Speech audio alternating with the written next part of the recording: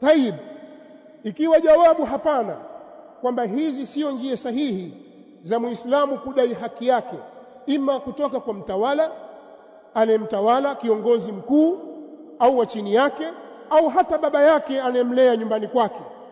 Yeye analelewa na baba yake hakumtendea haki. Je, ni wajibu wake yeye kuidai haki yake kwa njia yoyote, hata kama ni kumtukana baba yake au kumpiga, kwa sababu anadai haki na uadilifu? Uislamu unasema hapana.